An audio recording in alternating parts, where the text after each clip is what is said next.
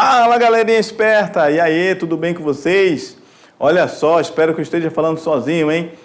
Então, se tiver alguém aí, que eu sei que não tem, mas eu prefiro estar sozinho. Se tiver, não tem problema, está na hora de recuperar, porque navegar é preciso e viver não é preciso. Então, quer dizer que preciso dessa frase de Fernando Pessoa, quer dizer questão de exatidão. Então, a vida não é exata. Às vezes a gente recebe da vida, às vezes, problemas para resolver e as coisas não saem como a gente quer.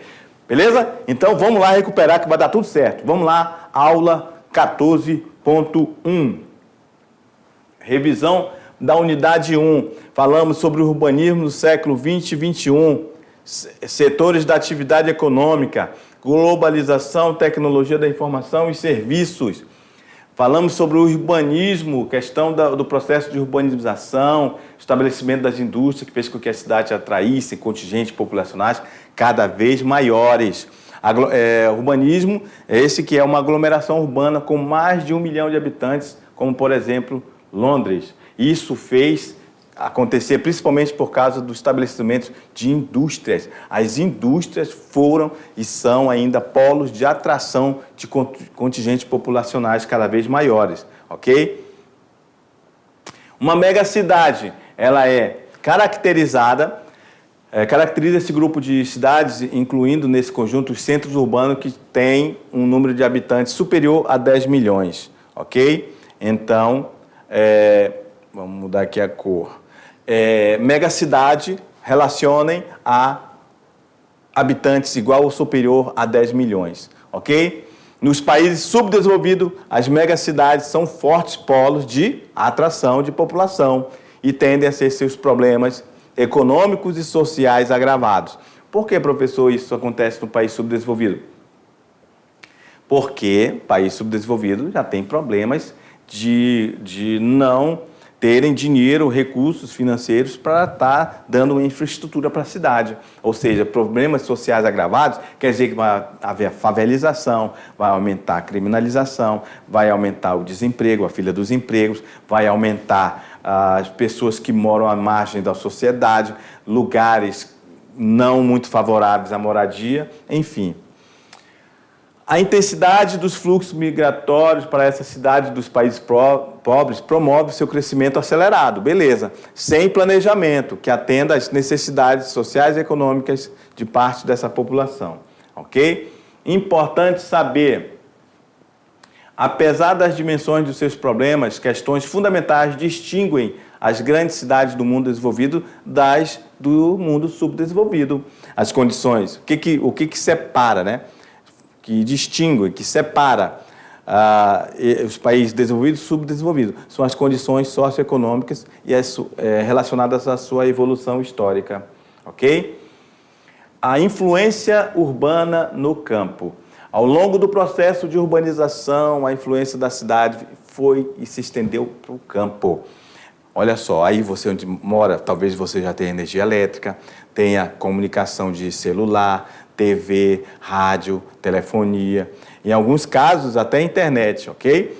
Que integram atualmente os habitantes do campo e da cidade numa mesma rede de informação, ok? Então, o campo, em muitos momentos, em algum lugar do mundo, tem a mesma qualidade de comunicação da cidade, ok? A mesma disponibilidade. Em algumas regiões onde desenvolve a agropecuária moderna, os agricultores, inclusive, acompanham a cotação do mercado, os insumos e produtos pela internet, assistem o mesmo programa de TV visto pelas pessoas que estão na cidade, usam roupas semelhantes às pessoas da cidade e possuem o mesmo poder, ou mais, né? Poder aquisitivo do que as pessoas que estão na cidade. Olha aí esse rapaz do campo aí, como está vestido igual um boy que vai para balada à noite aí nas grandes cidades. É isso? Então, a rede de cidades, as cidades estão ligadas entre si por uma estrutura de transporte e meios de comunicação, formando uma rede que estabelece fluxo de mercadoria, pessoas e capitais e, principalmente hoje, informações. Ok? Metropolização é o processo de concentração populacional e de poder econômico e administrativo nas metrópoles. Cidades ou centros urbanos, geralmente com mais de 1 milhão de habitantes e que estão no topo da hierarquia. Olha só, estão no topo. Metrópole está no topo da hierarquia urbana de seus países. O nível de importância que ele tem é a importância econômica, política de uma cidade, no interior de uma rede de uma cidade ou de uma rede urbana. A metrópole é o topo, ok? A partir do avanço científico e tecnológico, a articulação entre as cidades se estreitou. A rede urbana, existe uma interdependência das cidades, com suas produções diferenciadas. Aqui nós temos um esquema clássico dessa hierarquia das cidades. Olha lá, primeiro vinha a vila, aí você não conseguia resolver uma coisa, comprar alguma coisa, um problema de saúde ou educação, ia para uma cidade local. Não conseguia nessa, ia para um centro regional. Depois não conseguia, ia para a metrópole regional. Depois para uma metrópole nacional. Essa era e é chamada esquema clássico da hierarquia das cidades. Só que isso agora está diferente no mundo moderno. Agora a vila, você pode estar aí na vila, você pode entrar direto em contato com uma multinacional, uma metrópole nacional, você pode estar relacionado, inclusive, com outros lugares do mundo, porque a informação e as telecomunicações está tudo interligado por essa rede de computadores que a gente falou durante a aula, que chama-se, essa etapa do capitalismo chama-se globalização, ok? Então não é mais uma hierarquia perfeita como era a tradicional. E o que é uma megalópole? Crescimento de 2 ou mais metrópoles e das aglomerações urbanas de seu entorno, com base em eixos viários, como rodovias, por exemplo. Por exemplo, ali tem Watts, que é a cidade de Boston e Washington, nos Estados Unidos. Ok? Já no mundo subdesenvolvido, grupos de países apresentam diferenças no que se refere à urbanização. Os maiores índices de população urbana nesse conjunto estão na América Latina, onde a média é entre 75% e 85% de habitantes que já vivem nas cidades. Os mais baixos estão na África e na Ásia, entre 35% e 50%. Em virtude da intensidade do processo de urbanização nos países subdesenvolvidos, esse índice deve aumentar rapidamente. Então, o processo de urbanização no mundo subdesenvolvido tem diferença, tá? Dos países da América Latina, que está em média mais urbanizado do que os países africanos e o da Ásia, que é em média 35% a 50%. Ok? Vamos lá para uma questão, hora de recuperar. Na atual fase da urbanização mundial, podemos afirmar que os principais tipos de aglomerações urbanas atualmente existentes, aquelas cidades que estão no topo da hierarquia urbana e que protagonizam a economia mundial são A, as cidades médias, B, as metrópoles, C, as regiões metropolitanas, D, as cidades artificiais tecnológicas ou as cidades globais? Pronto, acabamos de falar dela, as globais, beleza? Vamos para a aula 4.1, que a gente falou dos setores primário, secundário, terciário e o terceiro setor. Falamos que o setor primário está ligado diretamente à agricultura, pecuária e extrativismo, vegetal, animal e mineral. É onde a maioria dos nossos alunos se encontram, setor primário da economia. É esse setor que produz a matéria-prima para abastecer as indústrias, ok? Olha só que boizinho bonitinho, todo mundo aí, a maioria vê isso aí todo dia no campo, beleza? O setor secundário é a indústria, ok? Máquinas e equipamentos que produz bens de consumo para ser vendido lá no setor terciário, ok? Nesse caso, o setor em questão atua no processamento da produção, pega a matéria-prima lá do setor primário e transforma em produtos de bens e serviços, ok? Para vender de forma ou atacado, né? Não é varejo. Varejo é só no setor terciário aqui, tá? Beleza, o setor secundário é isso aqui, ó, é a indústria. Isso aqui é uma imagem de uma placa de computador, uma indústria de tecnologia de ponta. Poucos países têm esse tipo de produção, ok? Então, o setor secundário é a indústria. A indústria pode ser a farmacêutica, a bioquímica, farmacêutica química, e aqui a indústria metalúrgica, enfim, é que transforma a matéria-prima em produtos, ok? Setor terciário pega esses produtos que foram transformados no setor secundário e leva para ser vendido no setor terciário, que vai ser comércio, lojas e serviços, ok? O setor terciário está ligado à prestação de serviços e o comércio em geral. O setor terciário está ligado ao comércio varejista, ok? Quando você vai na cidade, 90% está ligado ao setor terciário. Por quê, professor? Beleza, você vai no hospital, serviços. Você vai ver um curso, serviços. Deu fome de tanto procurar curso na cidade? Aí você vai na lanchonete, serviço. Beleza? Tenho que entrar em contato com a minha operadora porque o meu celular está com sinal fraco. Aí você vai lá na operadora, serviço. Então, isso é o setor terciário. Aí você, agora esqueci, tenho que comprar um sapato porque o meu furou.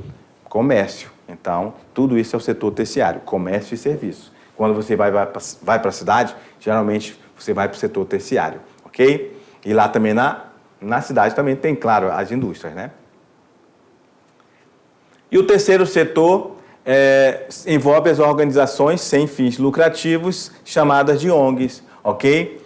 Então, as ONGs, elas não têm fins lucrativos, contam com empregados, com participação voluntária ou filantrópica, não tem a ação do governo nelas e tem o setor privado na maioria de suas atividades. Então, terceiro setor não tem participação direta do governo, ok? Embora, às vezes, receba dinheiro do governo para ela funcionar. Vamos lá para uma questão? Na atualidade, as mudanças climáticas têm sido assunto recorrente nos debates econômicos internacionais. O clima é determinante para atividades relacionadas a extração de recursos minerais, que contempla o setor econômico terciário. B, produção de gêneros alimentícios, que faz parte do setor primário. C, produção de máquinas e equipamentos, que compõem o setor secundário. D, atuação de grandes institutos de pesquisa típica do setor terciário. Ou letra E, implementação de atividade turística representativa do setor primário. Então, o clima é determinante para atividades relacionadas à produção de gêneros alimentícios, que faz parte do setor primário. Olha aí uma questão falando de clima e setor primário. Ok? Aula 5, falamos de globalização, tecnologia da informação e serviços. Falamos da nova economia, essa globalização, essa fase do capitalismo que vivemos atualmente. Falamos do turismo, a complexidade do espaço turístico e o turismo no Brasil. Ok? Bem, a globalização em particular provoca mudanças pela introdução de tecnologia da informação, que criou novos ambientes, novas relações de trabalho e novos hábitos de consumo. Promoveram a revolução na maneira de fazer negócios e no modo de vida da sociedade, ok? Essa nova economia, a gente pode falar que está relacionada à internet, a economia.com, ok? Essa .com que, por exemplo, tem lojas virtuais, lojas que não existem fisicamente e elas só existem na internet e você compra normalmente, sem sair de casa, ok?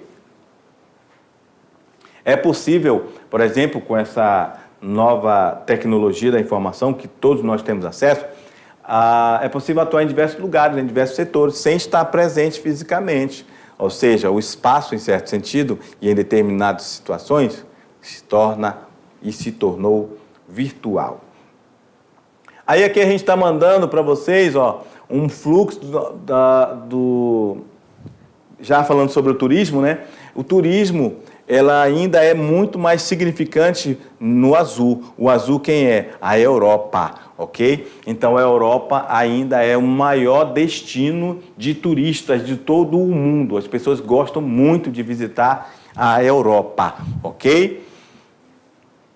Aí depois vem a América, as Américas, né? Inclusive o Brasil, os Estados Unidos, mas com certeza esse azul aí é bem marcante. A Europa é o principal destino de fluxo de turistas do mundo, ok? Aí a gente tem os 10 principais turistas que vêm para o Brasil. Quem mais vem para o Brasil são os argentinos e os norte-americanos.